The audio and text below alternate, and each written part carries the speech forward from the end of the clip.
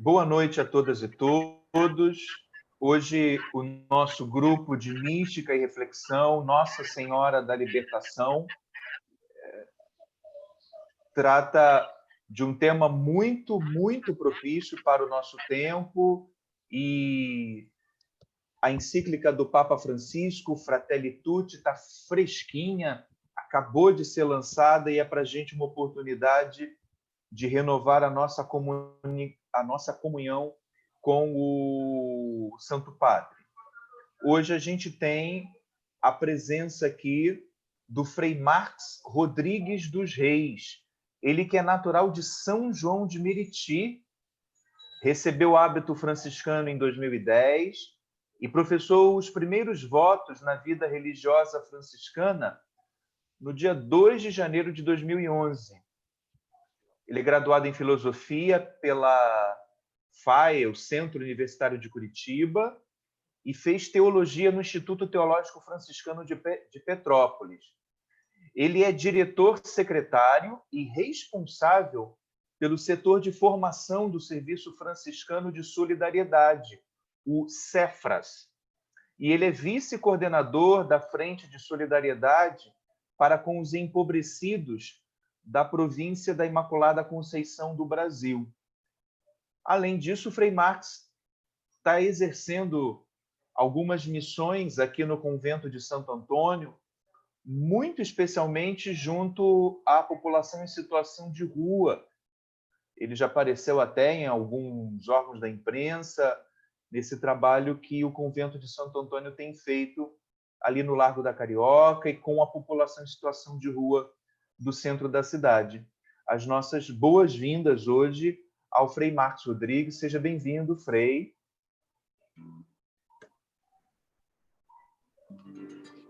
Opa, muito obrigado, desde já. Quero saudar as minhas irmãs na fé e na vida, que estão aqui presentes, as outras que virão posterior a esse tempo presente, mas no espírito, e também saudar nossos irmãos também, É com grande alegria que estou aqui. Forte abraço franciscano, paz e bem.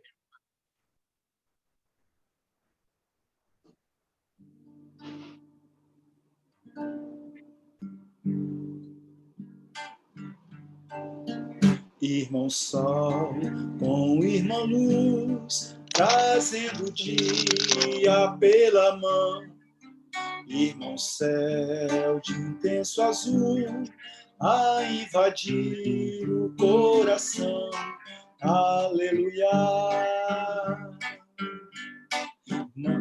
Irmãos, minhas irmãs, vamos cantar nesta manhã, pois renasceu mais uma vez a criação das mãos de Deus. Irmãos, minhas irmãs, vamos cantar, aleluia, aleluia, aleluia.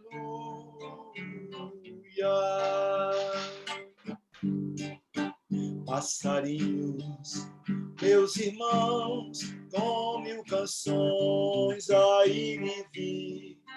Homens todos, meus irmãos, que nossa voz se faça ouvir. Aleluia.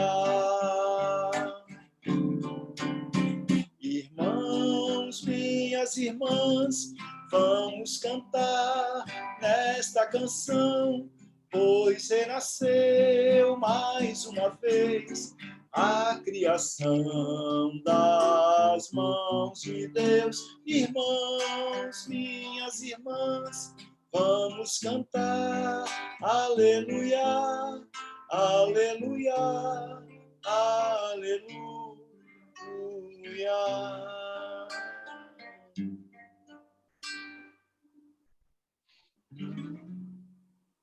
Muito bem. Vamos cantar nesta manhã, vamos cantar em um dia em que o sol se traga para a terra a esperança de um tempo novo onde todos possam ser irmãos. Em um tempo tão escurecido pelo individualismo, pelas guerras, pelo ódio, pela divisão, pelo isolamento, nós ousamos cantar que somos todos irmãos. E para fazer isso é preciso se conectar com os nossos irmãos. Eu peço que, para a gente iniciar esse momento, a gente faça um pouquinho de silêncio no coração, traga à memória as pessoas que nós queremos dedicar a nossa prece, nossos familiares, milhares de pessoas que morreram pelo Covid, pessoal da área da saúde, nossos irmãos marginalizados em situação de rua, de periferia, de pobreza extrema, que morreram e muitas vezes nem foram contados, estavam à margem, não foram irmãos dos outros que tinham os cálculos na mão. Pedindo que Deus abrace nossos irmãos de todas as fés, de todos os credos, abrace todos os irmãos que olham para o mundo com olhar de solidariedade, de dignidade, de amor. Enquanto a gente faz esse breve recordação, eu gostaria de partilhar com vocês a oração que o Papa Francisco nos deixa na sua encíclica. E eu pediria que a gente pudesse ler cada vez uma linha, para, como irmãos, louvarmos a Deus. Começo e depois as pessoas que se sentirem à vontade pode abrir seu microfone e colaborar. Senhor e Pai da humanidade, que criastes todos os seres humanos com a mesma dignidade. Infundir nos nossos corações um espírito fraterno. Inspirai-nos o sonho de um novo encontro, de diálogo, de justiça e de paz. Estimulai-nos a criar sociedades mais sadias e um mundo mais digno. Sem fome, sem pobreza, sem violência, sem guerra.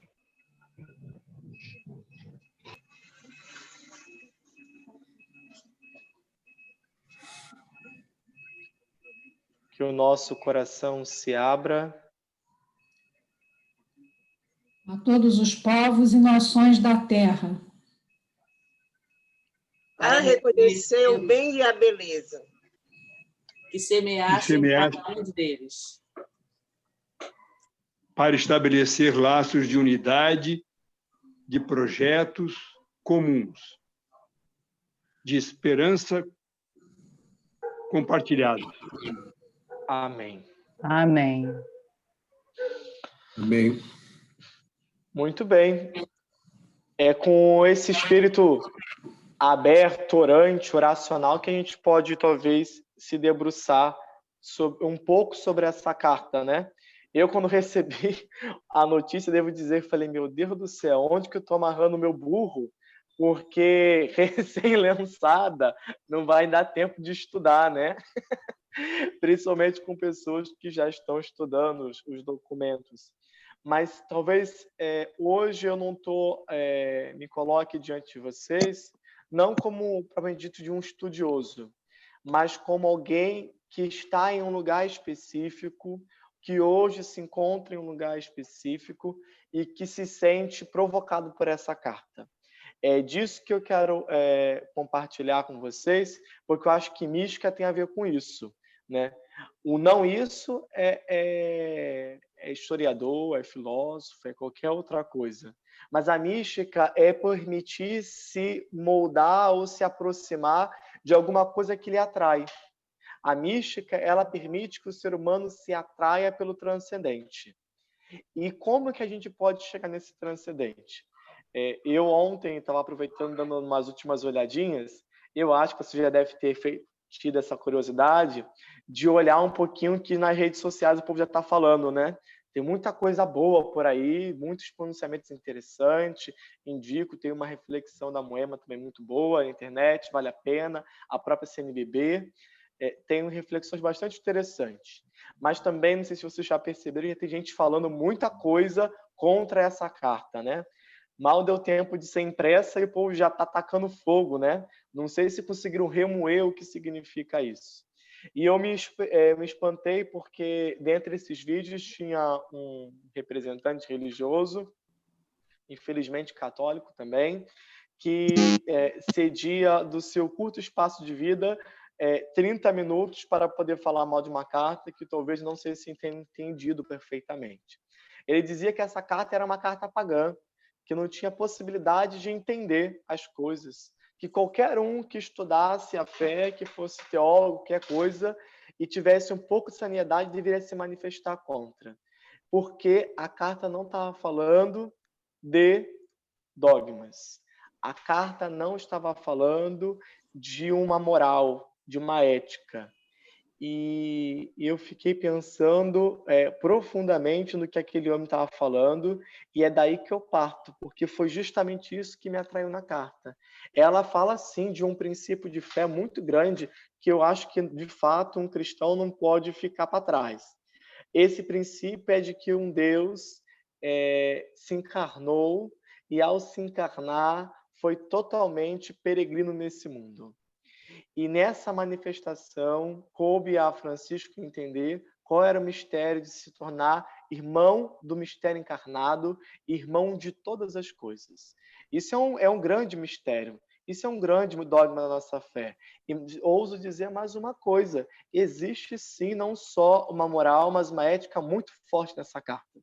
Só que ela não se comunica com pessoas que só veem Deus nas nuvens, que não vê Deus encarnado, que acha que Deus é uma grande ideia, que ele cria o mundo, mas ele não se mistura com o mundo, ele não se envolve com o mundo, ele não tem cheiro das coisas do mundo. Pelo contrário, eu penso justamente que é nesse sentido que o grande mistério, que a grande mística vai se aparecer. E aí, dentro disso, o Papa ele começa a apresentar essa carta falando um pouco sobre justamente essa parte que a gente entende como moral e ética. Ele vai falar que no mundo existem sombras. E quais são as sombras que param sobre o mundo? Antes de começar propriamente isso, falar sobre essas sombras, eu quero até voltar aqui a um ponto para entender um pouco de onde que o Papa Francisco parte. É uma carta inspirada em São Francisco de Assis, obviamente, todos já sabem disso, né? Ela vem depois da Laudato Si, mas ela parte de uma compreensão de como que Deus, como que Francisco lê Deus e toda a criação.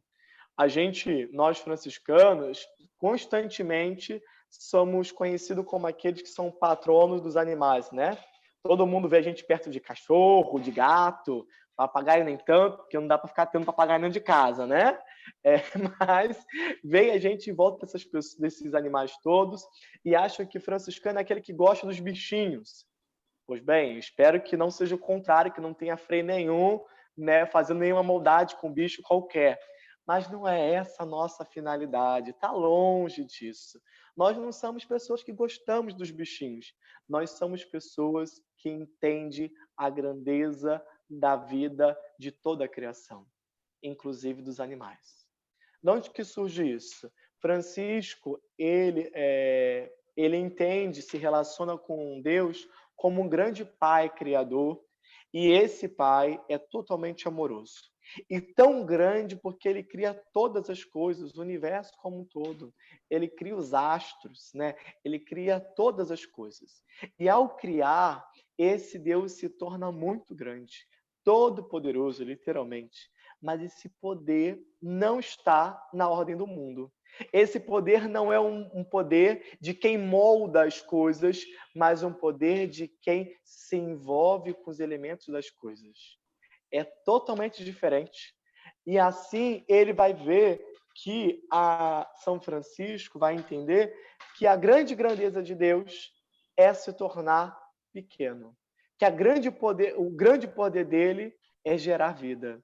Que o grande poder dele é ser um eterno amante de um povo, muitas vezes de cabeça dura, errante, que degrada inclusive a terra, mas que ele continua a amar, porque ele tem um relacionamento familiar com isso. E São Francisco é a partir daí que ele começa a ficar muito incomodado com a forma com que o ser humano lida com as coisas. Inclusive, quando ele vai cantar o Cântico das Criaturas, que talvez seja a grande oração, grande inspiração desse momento, dessa carta, São Francisco estava cego. São Francisco não viu as estrelas. São Francisco não estava feliz com o calor do fogo, porque já tinha queimado a sua vista. Francisco não estava muito feliz, porque ele estava no relento. Possivelmente há quem diga que naqueles períodos dele, com possível lepra, os ratos costumavam vir querer roer a ponta dos seus dedos. Francisco tinha tido uma outra experiência. E não é uma experiência de quem gosta de bichinho, que gosta de ver o Rio de Janeiro tão bonito assim como ele é, não. É de alguém que entende que mesmo quando algo não me é aprazível, a beleza e o mistério da vida do outro me faz entender a grandeza dele e de Deus. O outro, o diferente, me faz ver o mistério divino de Deus. Veja bem uma mãe que vai dar à luz, né? A mãe dá à luz o filho e é maravilhoso, divino, quem ousa falar diferente, né? Agora, quem já deu à luz, que graças a Deus não vai viver isso e talvez não vou viver, né? Não vai existir essa possibilidade, sabe o quanto que o corpo da mulher sofre com aquilo. No entanto, aquela dor do corpo, aquela violência quase no corpo, não é capaz de tirar a grandeza dos olhos de uma mulher que vê a vida perante os seus olhos. No outro, para além de todas as dores nossas, está o mistério, e isso emudece a humanidade. Francisco entende que a criação é isso. É algo que, diante dela, ainda que as imperfeições da nossa vida, nossas dificuldades, nos revelam o mistério da vida, e isso traz ele a experiência divina. Pois bem, daí, se tudo isso me traz Deus, me conecta com Deus, e se tudo isso é criado por Ele, então eu sou mais quem gosta disso e daquilo. Eu sou irmão de toda criatura e sou levado por toda ela a entender o mistério que a minha carne às vezes não é capaz de ver. Se isso acontece, então eu sou aquele que consegue ver na árvore, na água, na dor, no sofrimento, em todos os elementos, aquilo que é o germe da vida e da integridade. E por isso vale cantar o louvor, porque todas as coisas estão falando, estão mostrando, estão cantando louvores a Deus. É como se de repente o céu cantasse, as flores cantassem, e quem já teve a oportunidade de sentir a brisa no vento, sente como se um carinho fosse a face e é capaz de cantar também o louvor. Tudo incita a ele esse grande canto. Não porque ele é muito bom, mas porque todas as coisas foram criadas por Deus. Olhar as coisas assim nos permite ver tantas outras maravilhas que no final eu gostaria de provocar vocês. Mas, veja bem, então todo mundo nesse sentido é irmão. E irmão na grandeza do outro, não dos meus olhos. Essa é a grande sombra que está na humanidade. Nós queremos a grandeza das coisas sobre os nossos olhos e não sobre os olhos dos outros. Queremos que as pessoas sejam bons sobre a minha perspectiva e não pela vida na sua integridade.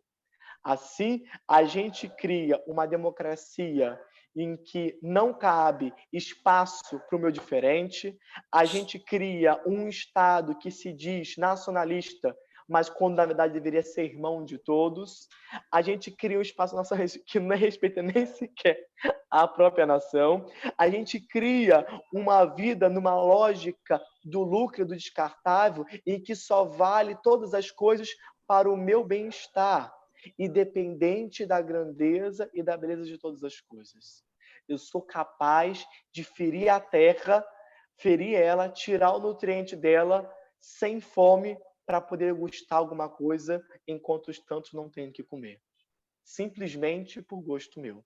Eu sou capaz de ferir a terra até o fundo e tirar dela o petróleo, ainda que naquela terra de Duque de Caxias tivesse uma grande consequência que as pessoas tivessem uma alta incidência de câncer, em que as pessoas não tivessem muito mau saneamento básico. Não importa o outro, porque o outro não tem valor grandioso nessa lógica. Subverteu a ideia. É como se você só gostasse daquilo que lhe fosse aprazível. É como se, de repente, o mistério de Deus só valesse a partir do meu ocular e da minha vontade, e não da grandeza da criação de Deus. E assim, a gente dizima a humanidade inteira em uma ordem que obscurece o mundo. E assim, todo mundo. Um conflito constante.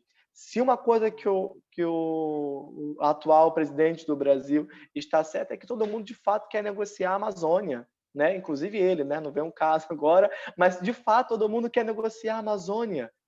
A questão é quando que a gente quer entender ela como um ser vivente, criado por Deus, que nos mostra uma vida, e como que a gente entende que os povos lá também têm direito à grandeza da vida em sua dignidade, para além do meu desejo mesquinho. Nós, quando temos essa visão do mundo sombrio, a gente não tem um problema só político, social, a gente tem um problema da lógica de entender Deus e a sua criação. Assim, o Papa Francisco vai dizer logo no começo que o mundo vive sobre um mundo cheio de sombras, né? Sufocado por sombras. Eu gosto de contar algumas experiências da vida. Se eu for muito longe, vocês podem me interromper, até porque eu tenho missa mais tarde também, né? Mas eu vivi uma experiência bonita quando eu estava trabalhando em Piraquara, região metropolitana de Curitiba, com surdos. E surdos de uma região periférica, sem muitas coisas para poder... nenhuma assistência, nenhum aparelho do Estado para poder socorrer, e aí sobrou eu lá para fingir que sabia Libras alguma coisa e tentar ajudar o rapaz que estava com um problema muito sério. E qual é o problema muito sério dele? É que ele foi no hospital e ele dizia que ele queria cuidado, né? E aí ele procurou um médico porque ele queria cuidado. E as pessoas entenderam que esse querer era problema no coração. E sem tentar entender o que era ele, só numa lógica egoísta do seu próprio pensamento, deu medicamento para o coração. E aí esse rapaz teve um problema seríssimo, né? E eu fico pensando, será que é um problema só de não conseguir falar Libras ou de alguém que já não quer mais se comunicar com os outros? Nós não nos comunicamos com o outro, e eu não estou falando de sinais, eu estou falando de entender a grandeza, o germe que está na vida do outro. Esse movimento tem gerado no mundo uma competição, um sistema econômico muito perverso e que tem degradado demais o nosso mundo. Não vai muito longe, na Praça da Carioca tem lá sinais claros de um mundo que não olha para os seus irmãos. Não olha para os seus irmãos. A gente nem sequer tem uma estimativa clara, um pronunciamento claro dos poderes públicos, dos cuidados que poderiam ter para as pessoas que estão em situação de rua. E sobre esse movimento é que a gente começa a entender que é preciso entender a gente em uma postura diferente. Se nós estamos em uma sociedade que dói porque ela é cega, não vê o outro, é preciso criar um amor que constrói pontes e nos faça comunicar com o outro. E aí a palavra diálogo, amizade, é a grande palavra no Papa Francisco. E acho que não é sem porquê, não é mera poesia, mas é entender que mesmo Jesus, com João, ele tinha um grande carinho, um grande amor por aquele que mostrou um projeto, né? Esse projeto, quem ama, quem é amigo, quem olha, cria projeto de vida. E aí a gente precisaria romper com essas sombras em um processo de amizade, de diálogo, de visão que consegue construir um movimento, uma cultura do encontro, uma igreja do encontro. precisamos construir uma igreja que pare de falar, olha, esse ano é o ano das portas, estamos igreja de saída. Já deu para isso. A gente já escutou muito. Temos que sair de fato. Até quando vamos ficar na porta? Até quando vamos discutir de um elemento simbólico para expressar aquilo que deveria ser a vida real? Jesus, sim, rezava, estava na sinagoga, mas seus grandes discursos não foram na sinagoga. Foi no meio do povo. Talvez o seu discurso maior de amor foi no alto de uma cruz entre os condenados. E nós queremos dizer, e se a gente vai aceitar estar junto com condenados nas nossas portas fechadas. Que pena, porque o véu do nosso templo vai rasgar se a gente não conseguir entender esse processo. É preciso dialogar com esse mundo, olhar para ele sem ter medo dele. E olhando para ele, criar uma comunicação que dê dignidade aos outros. Só quem se comunica, conversa como amigo, consegue entender a dignidade do outro. Por isso, a gente entende que o mundo inteiro deve ser reinterpretado em uma direção nova. Que eu não estou falando mais só de um coração aberto para entender as misérias sociais ou eclesiais da minha igreja, mas do mundo, de toda a criação. Como que eu consigo se tornar aberto se eu não sou capaz de conversar com o irmão de outra fé? Hoje eu estou na Rocinha, né? Eu falei para hoje eu estou na Rocinha, hoje é dia de festa porque o Flamengo ganhou, o povo está bem animado lá fora, né? E a gente também sabe que é dia de festa porque nossos irmãos evangélicos estão fazendo culto. E é dia de festa sim, porque eles têm direito de fazer o culto. Nós não temos que entrar nessa rivalidade com eles. O que nós temos que fazer é comunicação, diálogo, amizade, que proporciona olhares diferentes. Que eles nos vejam como canal de um caminho novo e possibilitar para a gente uma vida que seja ponte. Porque senão a gente, de um lado, achando que a gente realmente é muito bem, muito bom, muito claro nas nossas falas, na nossa vida, a gente também tranca a porta achando que só é bom do meu jeito, né? É que eu acho que já não tem mais tanto jeito, né? Só existe, não tem mais um jeito de cá e dali, é tudo um, né? E para essa realidade que nos unifica, a gente vê que é preciso reformular a forma de ser religioso, a forma de entender onde nós estamos e, principalmente, a forma de se relacionar socialmente. A gente precisa de uma sociedade que seja solidária. Hoje parece que é estranho a gente ser cristão e dizer que sim, a gente se importa com o traficante. Parece que é estranho a gente dizer sim que a gente se importa com o idoso. Nós nos importamos sim porque é sujeito, é vida, não é aquele olhar mesquinho de quem gosta de um de outro. É quem vê em cada um o elemento vital de Deus. E para isso não tem limite, não tem barreira, só tem o projeto de amor de Deus. É preciso uma sociedade que seja solidária. E como é bom amar. Infelizmente, a gente está tentando criar mais desafetos do que solidariedade. Nós estamos criando mais segmento do que unidade. E aí, por fim, a gente precisa entender que a gente vai romper esse projeto com o diálogo. Com o diálogo verdadeiro, um diálogo que propõe elementos novos, que ponham fim às batalhas e às guerras, diálogos que ponham fim às corrupções, diálogo que ponham fim à miséria, diálogo que ponha fim a todo o sofrimento. Mas, Frei, como que a gente cria esse diálogo?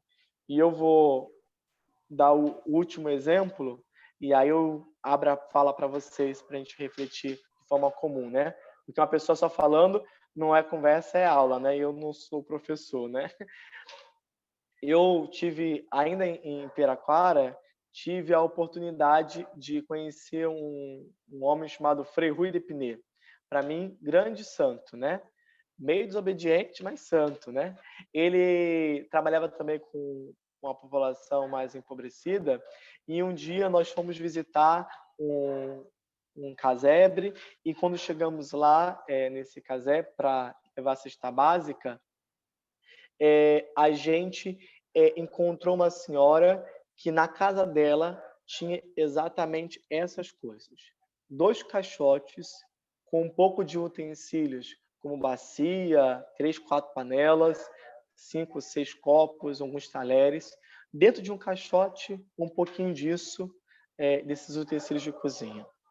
Um outro caixote virado no centro da sua casinha, que era um cômodo só.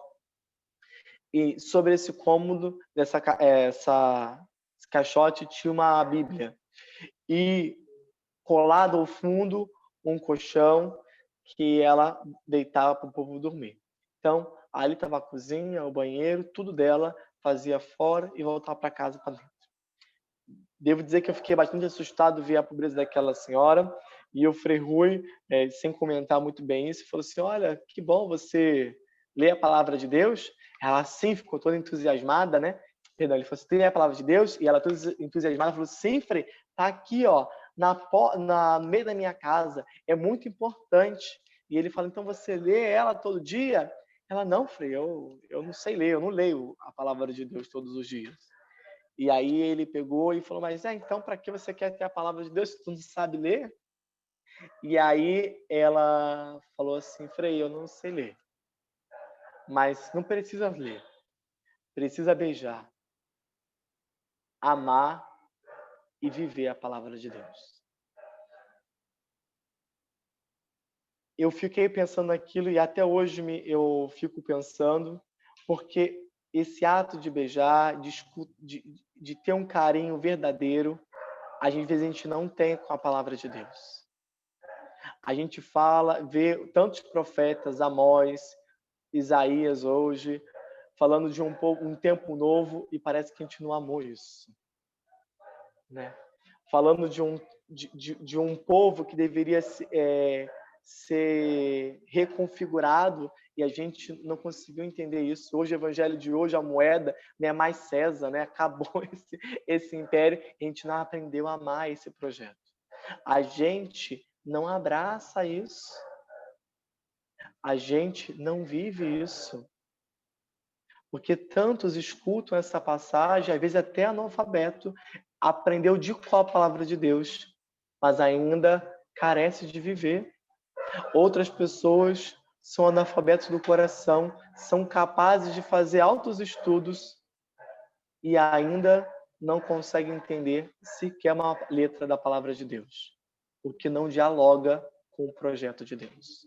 Quem dialoga com o projeto de Deus rompe as misérias, reintegra a humanidade, afasta a sombra e cria um diálogo onde cabe tudo que é solidário em um mundo novo, sem misérias, sem fragmentações, sem maior ou menor, sem segregações entre a humanidade. É preciso amar, abraçar, viver esse mistério para dialogar em um mundo para que todos tenham vida e todos sejam irmãos de fato.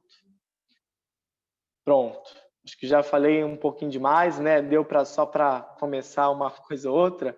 Eu queria escutar vocês, né? O que vocês acham? Se tem alguma pergunta, quer fazer alguma colocação, fiquem à vontade.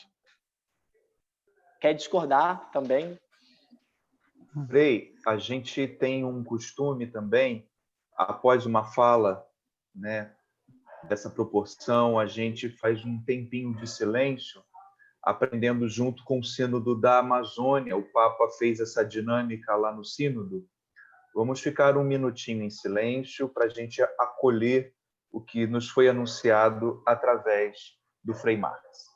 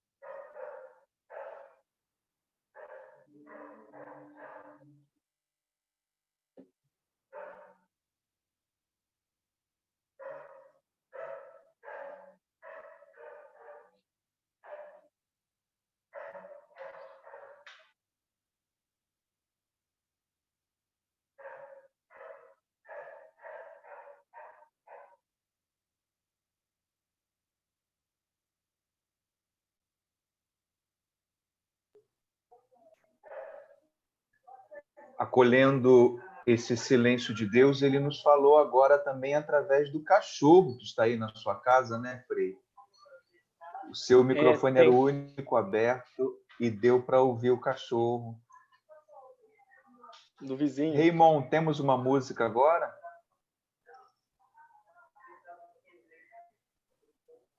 Enquanto isso, quem quiser, se inscreve aqui no chat que eu vou anotando as inscrições, tá bom?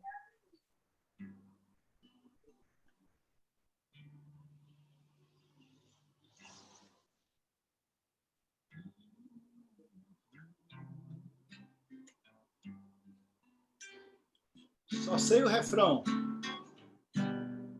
Tudo está interligado, como se fôssemos um. Tudo está interligado nesta casa comum. Tudo está interligado, como se fôssemos um. Tudo está interligado nesta casa comum.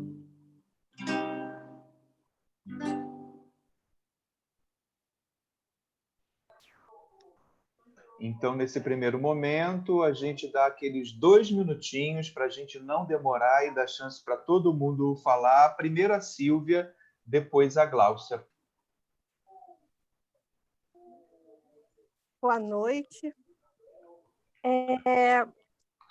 Eu vou compartilhar assim uma reflexão em movimento. Não, assim, não é algo afirmativo, mas é um processo, né, com dúvida. Porque assim, já tem alguns meses, né, que não só aqui no grupo, mas em outros lugares, eu tenho lido sobre tolerar as diferenças, né, amar quem não é igual, para a paternidade, a conversão, né, converter, não julgar e esperar a conversão. E aí, assim, eu fico pensando, o que seria o diferente para mim? O que seria aquele que eu preciso de fé para tolerar? Eu penso que é a extrema-direita. Porque quando a gente fala, por exemplo, na carta assim, das sombras, as sombras não são uma pluma, não é algo abstrato, é um ser humano. Né? O capitalismo ele é feito por seres humanos. São seres humanos que pensam, né? Vou tentar ser breve, que pensam em diminuir ou subestimar ou diminuir outras pessoas. Então, se o projeto de Deus é o amor, como amar esse ser humano? Como amar esse ser humano que pega o projeto de Deus e deturpa ele pela sua própria individualidade? Entendeu? Para mim é muito difícil amar esse ser humano. Assim, muito difícil. E assim, eu fiz um exercício, agora para concluir mesmo, eu fiz um exercício essa semana de assim, um extremista, né, um negacionista entrou para conversar num grupo no qual eu faço parte, que assim, da escola. E assim, o hábito, né, o hábito meu era responder e desconstruindo o discurso da pessoa.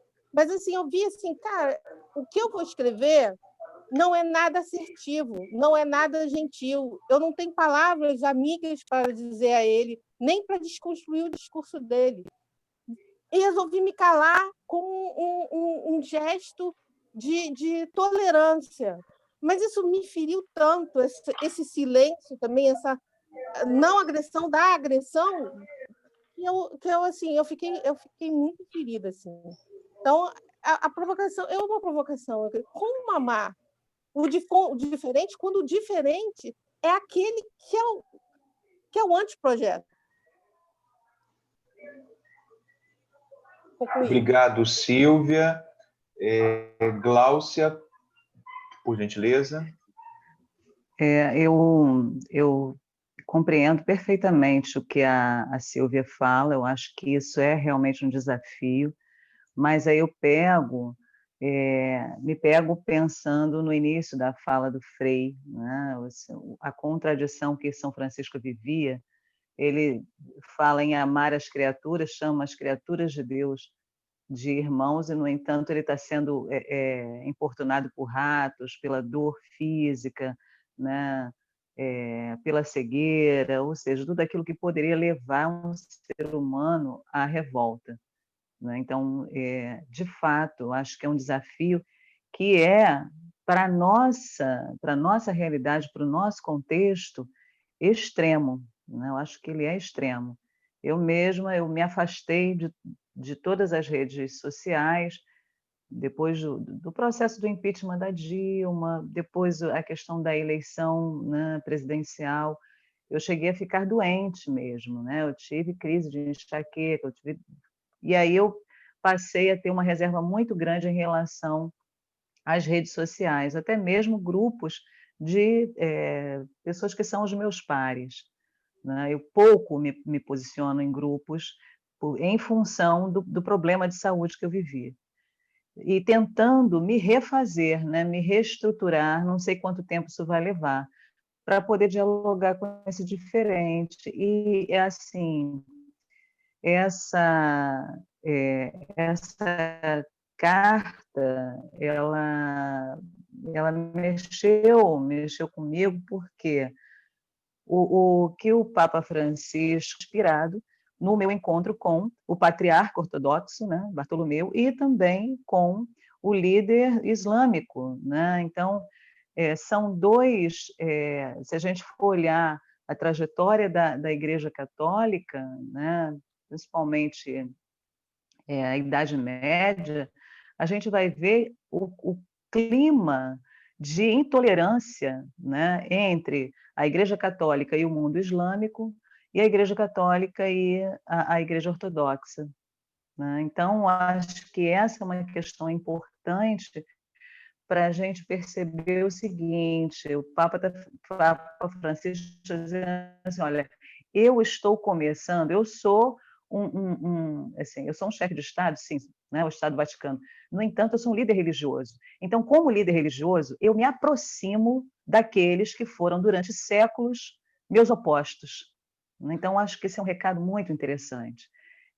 Um recado interessante é esse, né? Olha, eu estou começando, eu estou dando um recado para o mundo, mas eu estou começando a partir de mim, né? E muito bonito que ele fez, né, no encontro com o líder ortodoxo, vou falar rapidinho, ele deu algumas relíquias de Pedro, né, aquilo que é caro para o mundo católico, né, aquilo que define o mundo católico, né, a questão da herança petrina, ele entrega, ele partilha isso com os ortodoxos. Então, isso é uma questão muito interessante para a gente, né? A outra questão é a crítica muito franciscana, né, que é muito sutil ao capitalismo, né? A crítica que o Papa Francisco faz é uma crítica leve, doce e, ao mesmo tempo, profunda, né? Eu acho que falta a gente essa capacidade franciscana, né? São Francisco, ele rompeu com a lógica eclesial da época dele, né? Mas sem perder a leveza, né? Sem perder o brilho no olhar, Então, a gente precisa aprender a fazer isso. É isso, gente. Obrigada. A Hilda está com problemas no microfone e eu tomo a liberdade de ler os comentários dela, que não tem nenhuma pergunta, né? Mas quem é este jovem lindo, Frei Marx, que fala mais linda e verdadeira? Estou com problemas no meu microfone, por isso falo aqui, para agradecer este amor doado nesta conversa. São as palavras da Hilda. Eu peço agora a gentileza do José Duarte abrir seu microfone. Boa noite a todos. Eu sou franciscano da Ordem Terceira e fui convidado, fico muito feliz em participar desse grupo e gostaria de colocar algumas ideias. Em primeiro lugar, o Frei, de certa forma, falou, sutilmente, não diretamente, mas ele, de certa forma, ele expôs São Francisco. A gente vê São Francisco de uma forma muito romântica, né? São Francisco com uma pombinha na mão, no ombro, ou sei lá o quê, todo feliz, todo bonitinho, né? De uma maneira até irreal, né? A gente pinta o São Francisco como alguém sempre feliz. Feliz ele era interiormente, mas ele foi um santo que sofreu muito. A gente não tem a mínima ideia do sofrimento que ele passou. Sofrimento encarando a própria família, encarando a própria sociedade que via os excluídos de uma maneira muito radical. E nesse sentido, ele se propôs uma única coisa. A gente pinta um monte de coisas sobre São Francisco, tarefas, missão e etc., mas ele teve um único objetivo, era ser irmão. Tanto é que ser irmão é a essência de todas das 3 ordens que por ele que ele fundou. A primeira, a segunda e a terceira. E ser irmão é difícil, não é fácil.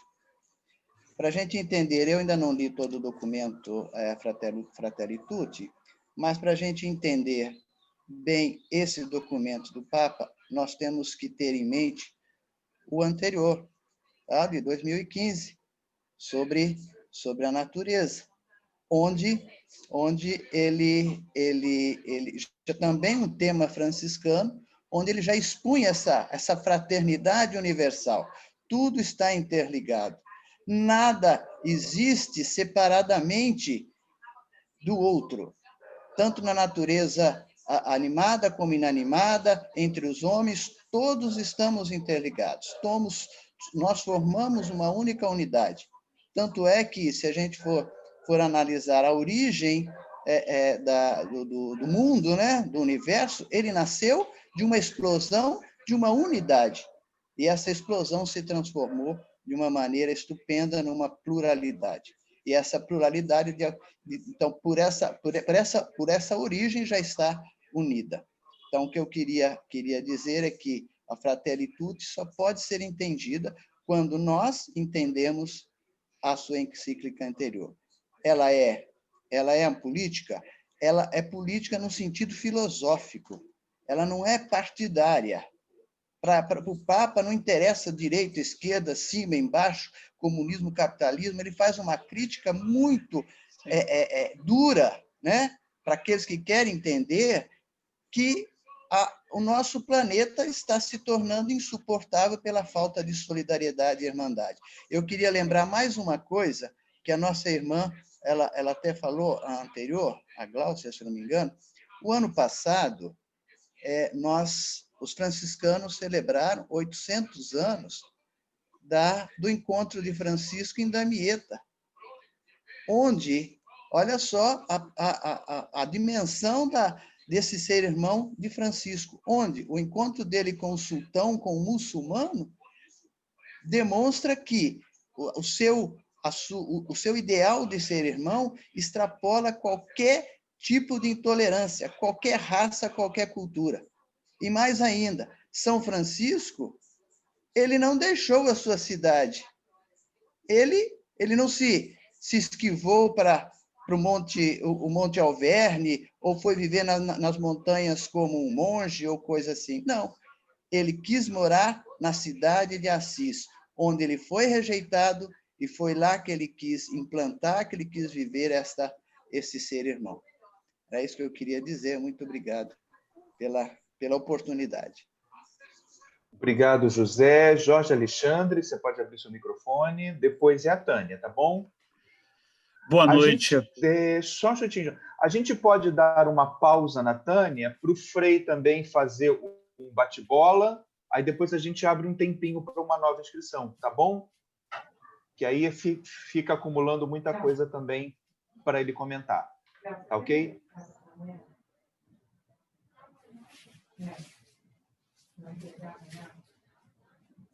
Boa noite a todos e todas. É uma satisfação. Olha, depois de uma fala dessa, como a do Frei Marx, né, num grupo como o nosso, né, a gente está condenado a ser chamado tudo de comunista. Não vai ter jeito, não, viu? Então, né, a gente... Me perdoe a brincadeira, Marx, mas a gente perde a amizade, mas não perde a piada, viu? Eu queria dizer 3 coisas, né? A primeira é que acho que o principal aspecto dessa encíclica do Papa Francisco, né, e que é um texto belíssimo, né, é o fato de que é um texto todo feito dentro do método ver, julgar e agir.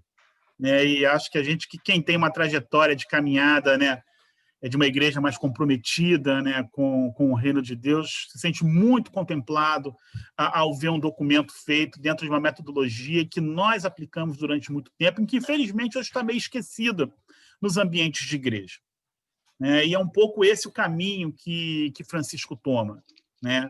Segundo, eu acho que eu já disse aqui numa outra oportunidade, mas gostaria de repetir, né, que eu ficaria mais feliz ainda se a encíclica se chamasse Fratelli e Sorelli Tutti.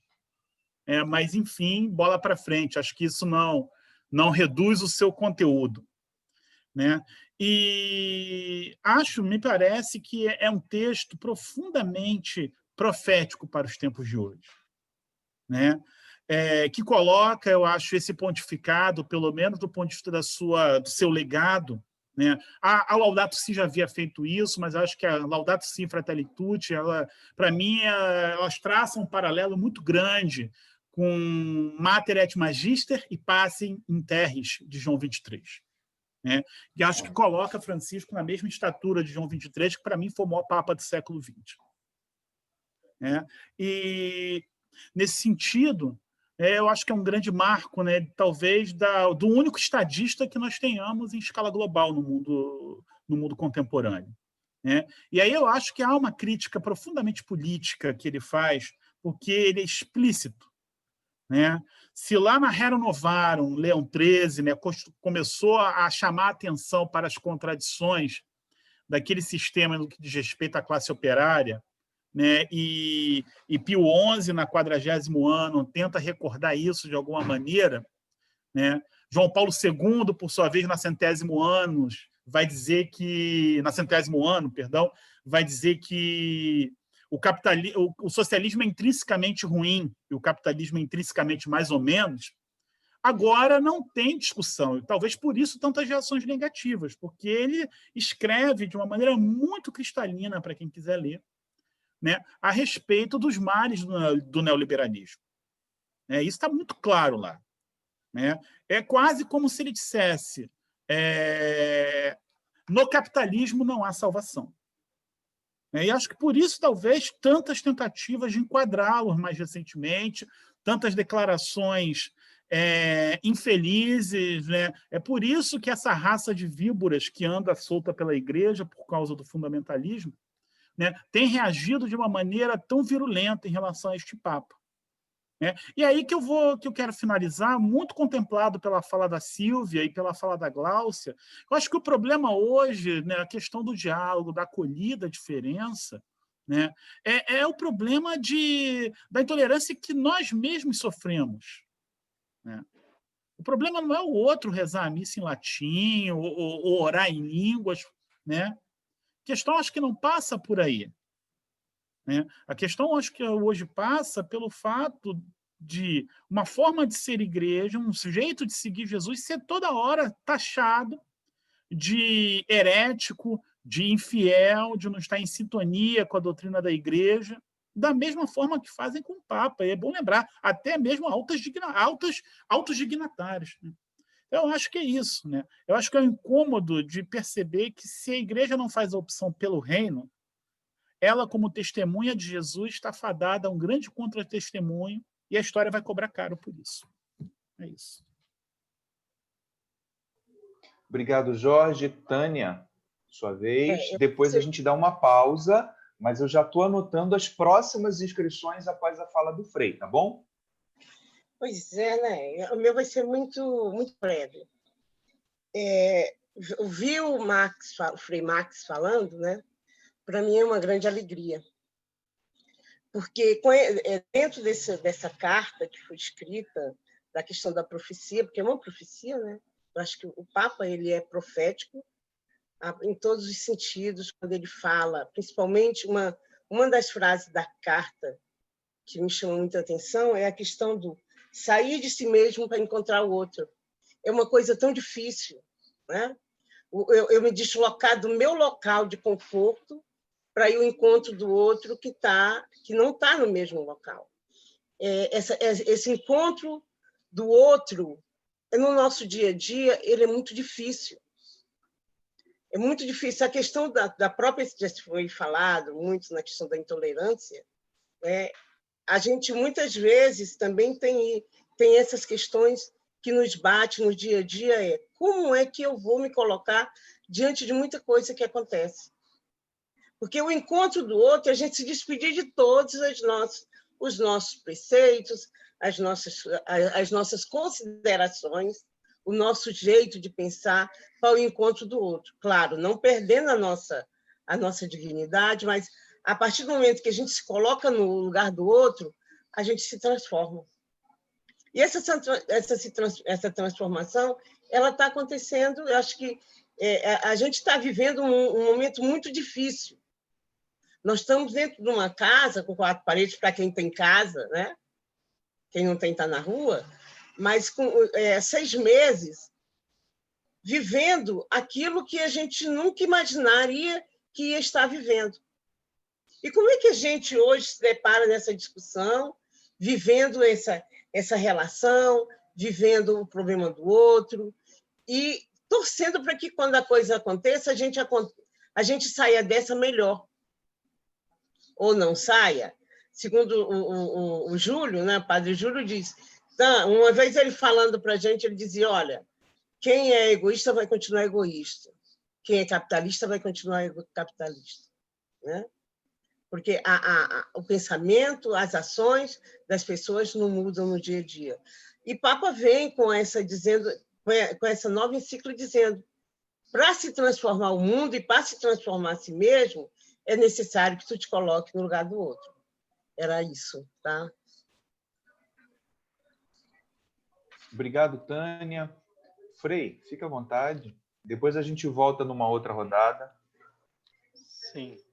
Primeiro, eu quero dizer que bom, boas colocações, né? Que anima o coração, assim, né? Saber que a gente faz parte de um grupo com pessoas com pensamento tão bons, né? Eu quero voltar um pouquinho às duas colocações, as duas primeiras colocações, né? Duas pessoas com uma indignação, né? Primeiro, como é possível amar aquele que fere a vida, né? Ali não está falando como é possível, sei lá, amar o outro. Não, como é possível amar aquele que é contrário ao projeto da vida. Como é possível amar aquela pessoa que gesta um processo que nos faz menos gente. E aí depois a Glaucia vai falar um pouco sobre esses sentimentos próprios. Antes de chegar a essa resposta, eu queria só lembrar a gente que nós vivemos na pós-modernidade. E qual é esse movimento que acontece? É que a gente acabou de deixar de ser visto e compreender as coisas como uma unidade. A gente começou a ver as coisas a partir do pequeno, do subjetivo. a imersão carismática tem umas contribuições maravilhosas de ser comunitária, né, de dar espaço para as pessoas. Isso, de fato, deu uma repercussão grande. Mas, mais do que isso também, ela deu valorização, valorou o subjetivo, os sentimentos, né?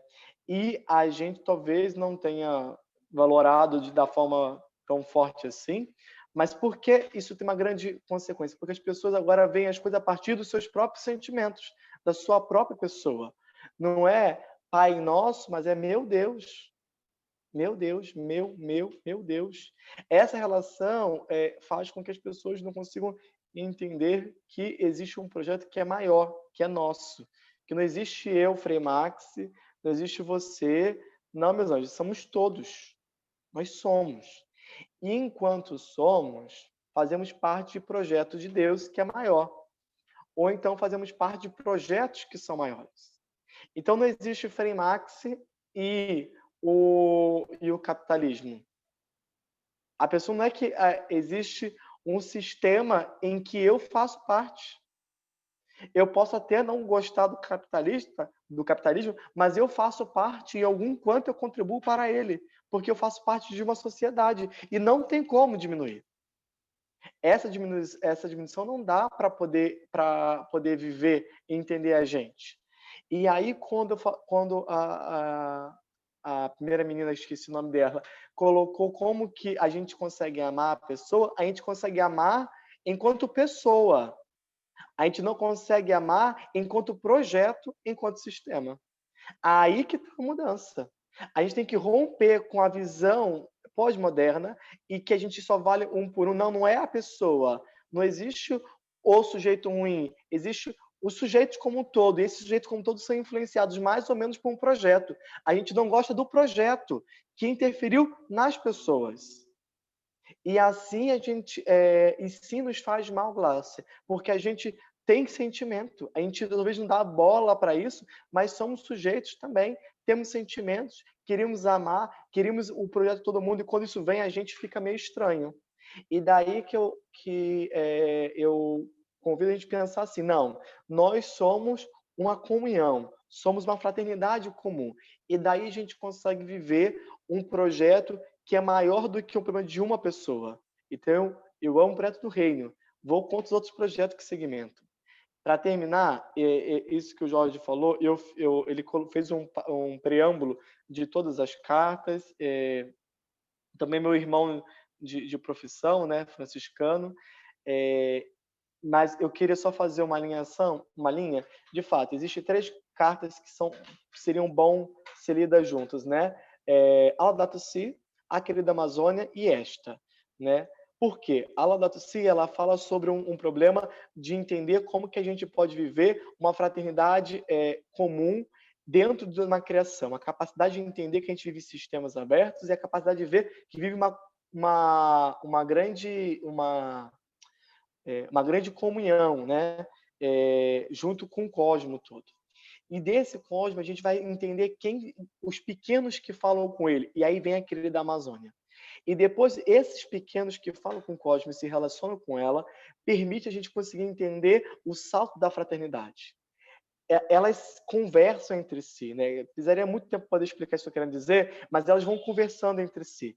Mas eu gosto de dar exemplos claros. Eu, no encontro da família franciscana na Amazônia, participei, aí veio um líder religioso maravilhoso, e ele disse assim, eu fico com dificuldade de entender como alguém pode pegar e dizer que é pecado você abraçar e rezar no pé da árvore. Porque essa mesma pessoa depois pega o machado, arranca a árvore, pega aquela árvore, põe um rosto europeu, pinta, põe sobre uma outra árvore talhada, que é uma mesa, vai lá, põe um tecido, acende uma vela, beija e diz que tem milagre. Sobre esse formato é sagrado. A árvore toda ela deformada na mão daquele é sagrado, e a árvore lá, viva, não é sagrada. É panteísmo. Mas não é a mesma árvore? Uma árvore foi castrada ao nosso formato. A outra não. foi vivenciada na sua integridade. O movimento hoje, e aí sim capitalista, neoliberal, esse movimento todo, eles tiram daquilo que é a vida a sua dignidade, põe ela sobre um formato, e aí quase sempre o europeu ou de grandes impérios, né, como o Império Norte-Americano, e formata eles, castrando, e sobre esse a gente entende sagrado, acabando com a vida em sua integridade. E quando a gente olha depois para aquilo que era natural, a gente não se reconhece mais.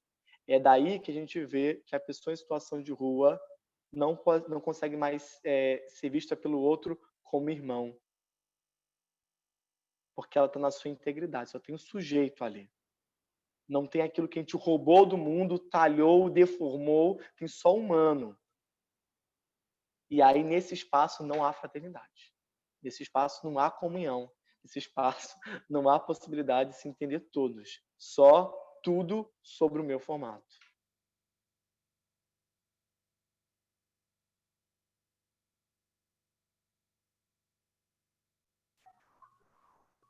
A gente pode passar adiante agora? Pode. Pessoal, a gente está agora às 7h15. O Raymond tem uma live para fazer daqui a pouco, um debate às 7h30. Então, a gente pode encerrar agora com a Patrícia e uma intervenção do Raymond também, para a gente depois ir aos encaminhamentos finais. Tá bom, Frei? Tá ótimo. Patrícia, por gentileza. Boa noite. Eu queria só fazer uma contribuição com a fala, né, da Gláucia, de tudo isso que o Frei falou, é que nós precisamos amar o outro em todas as suas contradições, muitas vezes. E nós não aprendemos a amar sem julgar, né? Então, assim, eu também tenho amigos e familiares que fizeram outras escolhas e outros projetos de vida. E ainda assim eu os amo, porque é preciso aprender a amar o outro como ele é. Seja ele pobre, rico, seja em situação de rua, é preciso amar o humano, né? E o ser humano, ele tem as suas contradições, ele é cheio de sentimentos que às vezes eu não compartilho, projetos de vida que às vezes eu não compartilho, mas ainda assim ele é um outro irmão. E eu não posso amar a partir apenas da minha régua, né? Do meu julgamento. Então, eu vou amar aquele que tem a mesma opinião política que eu, porque se ele não tiver, ele não está apto, né, a ser uma pessoa respeitada por mim. Isso é da nossa incapacidade de amar o outro nas suas imperfeições. E a gente, atualmente, a gente tem um paradoxo, né? É que para amar o outro, esse outro precisa estar dentro dos meus parâmetros. Eu não consigo enxergar no outro alguma coisa de boa, ainda que eu divirja dele. Então, eu acho que a gente precisa, enquanto cristão, enquanto exercício mesmo, para sermos uma pessoa alinhada à mensagem do Evangelho, é amar o outro na imperfeição. Porque quando Jesus acolhe Madalena, ele faz isso, né? Ele ama aquela mulher ainda que ela seja imperfeita. Ele aceita as suas imperfeições. E a gente precisa estender isso para a política, para outras pessoas que a gente não se alinha. Então, eu acho que olhar o outro a partir daquilo que nos une e aceitar o outro, ainda que ele não esteja alinhado com os meus julgamentos. Então, entender o outro, entender que ele tem outras escolhas e ainda assim respeitar. Nós precisamos evoluir para amar o outro, ainda que o outro não tenha o formato que eu aceito como correto. E aí, o que o Frei falou também é um pouco isso, né? Eu só consigo entender como irmão aquele que tem determinadas escolhas, né? E eu acho que esse é um projeto que fragmenta as pessoas. Eu só gosto de quem é católico, eu só gosto de quem é do meu partido, eu só acho correto isso. E isso acaba fragmentando as pessoas e fomentando mais divergência. Enquanto a gente tiver esse olhar, a gente não consegue amar e a gente não consegue aceitar o outro. Então, eu acho que é preciso parar de enquadrar as pessoas a partir de um formato em que eu possa respeitar, né? E entender que esse é um exercício que não é fácil, mas que é necessário para que a gente seja, cresça, né? Enquanto cristão, enquanto pessoa, e que pare de julgar os outros e haja mais como irmão, ainda que a gente não concorde com ele, né? Então, era essa contribuição que eu queria fazer. Obrigado, Patrícia. Raymond, por gentileza. Pessoal, muito boa noite a todas e todos. Eu quero dizer, Leandro, que o limite aqui desse momento de espiritualidade mística, aliás, que está sendo uma riqueza para todos nós, não é o meu limite, é o limite do Frei Marx, que é 8 horas. Então, eu não quero que, porque eu tenho live às 19h30, precise de encerrar por causa disso, até porque não pode parar um carro morro abaixo, meter o pé no freio, senão ele capota, né? Tem muita coisa borbulhando aí. Então, daqui a pouquinho eu vou sair, que eu vou para o telefone celular, né? E faço o meu debate lá. Eu tenho um debate hoje no Santa Marta, pelo Zoom. Eu faço o debate pelo telefone celular e vocês continuem, não tem problema nenhum. Mas eu queria trazer uns elementos, primeiro agradecendo muito ao Frei Marx, viu, Frei Marx? Eu tô devendo uma inserção lá na sua luta, na Carioca, na luta dos irmãos na Carioca, me resguardando um pouco por ser ano eleitoral, para não parecer que isso é uma aproximação de aproveitador, né? Mas a gente tem acompanhado muito de perto a luta com a população em situação de rua, que é uma luta que tem tudo a ver com a nossa militância também, e vamos nos inserir nela muito rapidamente, viu? Mas eu queria trazer 3 elementos muito, muito significativos para mim que hoje são elucidados aqui. Primeiro, a compreensão de que o capitalismo ele é um fracasso, né? A gente não pode deixar de admitir isso. Porque se ele não é um fracasso, nós teríamos hoje um mundo onde as pessoas tivessem o que se alimentar. Ele é um fracasso porque ele não deu conta de resolver as grandes demandas dos homens e mulheres do mundo. A ONU disse outro dia que 1 bilhão de seres humanos passa fome. Então, o sistema que rege o mundo é um sistema fracassado. Nós temos na cidade do Rio de Janeiro cerca de 17 mil pessoas morando em situação de rua. Nós temos 350 mil famílias sem moradia na cidade. Temos 1 milhão de pessoas desempregadas na cidade. E os que trabalham, apenas 40% deles trabalham com carteira assinada. Então, os garotos empurrando bicicleta do Itaú para levar um lanche de Copacabana para Tijuca, ganhando R$ 3,40 por cada lanche que eles entregam, isso é a determinação, a definição de que o sistema é um sistema fracassado. Esse é o primeiro ponto. O segundo ponto é que esse sistema fracassado é vigente. Ele ainda nos coordena. Nós ainda estamos sob o embalo dele. E terceiro ponto, que há uma incompatibilidade. E aí um pouco eu queria fazer uma reflexão que talvez eu não consiga me expressar tão bem aqui, até porque eu vou tentar ser muito resumido. Há uma incompatibilidade entre o batismo que gera vida, entre o nosso segmento de Francisco de Assis e o segmento de Jesus. Há uma incompatibilidade disso com aqueles que produzem a morte.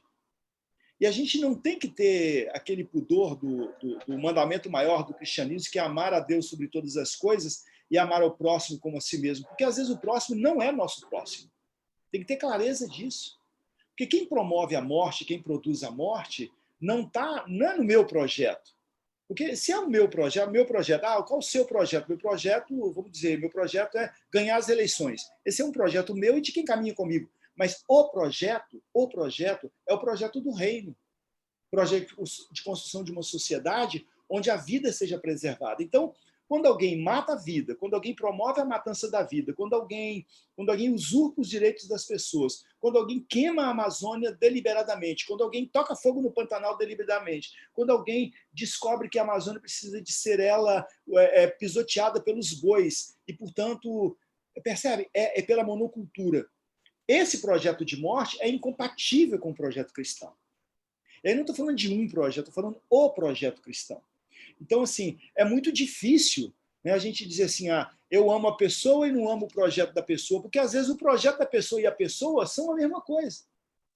É claro que nós nos baseamos no Novo Testamento, mas no Antigo Testamento, no livro de Esther, está lá dizendo, né, lá vai Judite tão bela, a coragem revela matando o opressor, e traz a sua cabeça cortada, canta emocionada ao Deus libertador. Imagina, o rei oprime o povo. A rainha Esther vai lá para derrotar o rei, porque a única forma que ela encontra de derrotar o rei, eu não tô aqui pregando decepar a cabeça de ninguém, gente. Estou fazendo uma leitura do Antigo Testamento. Nós estamos no novo, na nova aliança. Precisa de compreender diferente isso. Mas há um projeto, esse projeto precisa ser decepado, que é um projeto de morte. E aí eu quero lembrar de São Francisco e do Papa Francisco. São Francisco, o Zé falou aí já, né, sobre São Francisco, 800 anos, a visita ao sultão, o Papa Francisco visitando o sultão também no mesmo momento, 800 anos depois, o diálogo interreligioso, diálogo entre lideranças mundiais, diálogo de São Francisco que vai lá procurar paz no momento que ele sabia que ele podia ser assassinado, mas ele vai lá propor a paz. Mas é preciso a gente lembrar o seguinte, São Francisco rompeu com o projeto burguês de seu tempo. Rompeu com o projeto do seu pai. Entregou em praça pública as roupas e disse para o pai, de hoje em diante não sou mais teu filho. De hoje em diante eu só me dirijo a Deus como meu pai. Percebem? O Papa Francisco, da mesma forma, faz um rompimento. Ele não está dizendo que o capitalismo é ruim. Essa encíclica do Papa Francisco ela é tão rica que ela diz assim, o fato de sermos todos irmãos nos dá um imperativo de dizer que esse projeto de morte tem que ser derrubado. E aí ele não está falando para fora, ele fala para dentro da igreja, quando, por exemplo, ele pega lá dentro do Banco do Vaticano os escândalos e ele faz sangrar a própria igreja. Percebem? Quando ele toma um cardeal que sai das orientações e que, na verdade, promove aquilo que está contrário na visão dele como pastor da igreja do reino, ele faz um rompimento. Então, eu acho que nós, homens e mulheres desse tempo, precisamos ter clareza. Não é o meu projeto, o projeto do Frei Marx, o projeto do Zé, do Jorge Alexandre, da Ângela, da Lucialene do Álvaro, da Joselina. Não é o nosso projeto, mas é o projeto do Cristo que nós queremos colocar, que é o projeto de sermos irmãos. Nós somos irmãos. Gente, eu sou irmão, mas daqui a pouquinho eu vou comer uma pizza aqui, vou botar uma pizza no forno, vou comer eu, minha mulher e minha filha. Daqui a pouquinho eu vou tomar um banho e vou dormir na minha caminha. E no dia de hoje, 1 bilhão de pessoas passou fome no mundo. Né? Então eu queria tocar isso, acho que o Papa Francisco toca muito nisso. Somos irmãos, para nos alertar a compreender o caminho que a gente tem que fazer. Né? Frei Marx, eu adorei sua fala. Aliás, eu adoro aqui a fala de todo mundo. Né? Aqui nós temos um grupo que eu me sinto privilegiadíssimo de estar nele. Tanta gente tão comprometida. Né? E aqui não é só fala, não. Você nos conhece pouco, Frei Marx. Aqui esse povo é um povo comprometido, sabe? Com sua fé, com sua dinâmica de vida. E é uma riqueza, todo mundo que está aqui. Eu vou pedir permissão para me retirar. Minha mãe me falou, eu já sou velho, mas ainda ouço os conselhos da minha mãe, que é muito feio a gente falar e sair, mas eu vou ter que falar e vou ter que sair. Me perdoe. Tá bom? Raymond, eu peço desculpas a você, mas eu vou discordar de você agora por 2 motivos, tá? O Frei precisa sair também, porque ele não está na Rocinha, não. Ele tem que ir para lá ainda. Então, existe um deslocamento físico. Mas tem um outro problema, pessoal. Eu peço 1 milhão de desculpas. A equipe técnica aqui está me cobrando aqui nos bastidores que eu preciso liberar a sala, porque o Zoom vai ser utilizado. Não basta só o teu celular, não, tá, Raimon? Eu peço desculpas, tá? A gente precisa liberar a sala, porque a conta tem que ser usada, e essa live agora vai para o Facebook também, tá? É um debate lá no Santa Marta. Então, Leandro, vamos atrasar 5 minutos para deixar o Frei fazer a conclusão dele. Já passa para o Frei direto, né? Porque senão fica chato demais. Tá, ok. A gente precisa encerrar daqui a pouquinho, tá? Então, Frei... Eu não sabia disso, desculpe. Estamos sendo expulsos, é isso mesmo. Faz parte, né?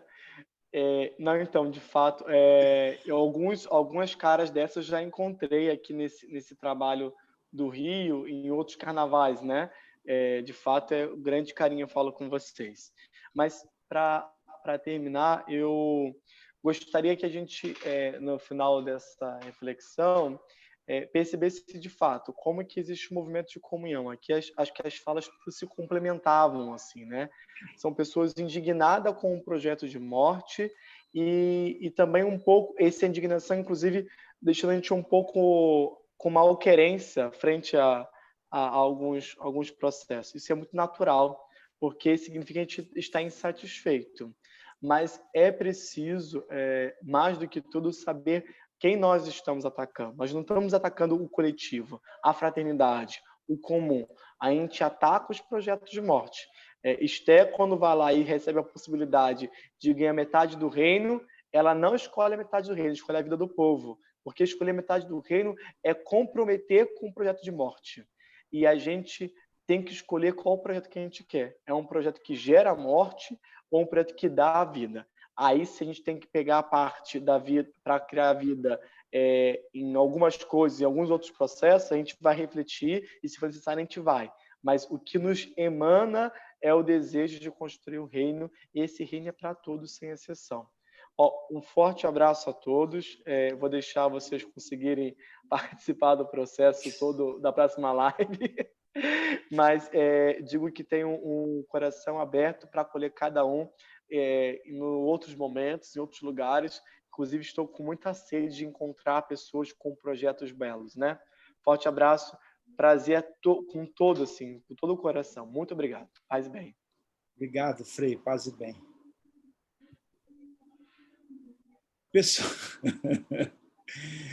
Pessoal, que final, hein? Que final! Isso é uma apoteose. Gente, semana que vem, 17 horas de novo, ok? Olha, e pior que tem gente que chegou hoje pela primeira vez nesse grupo. Eu estou morrendo de vergonha. Estou vermelho, tá vendo? Meu rosto está vermelho, ó, de vergonha de vocês. Viu? Então,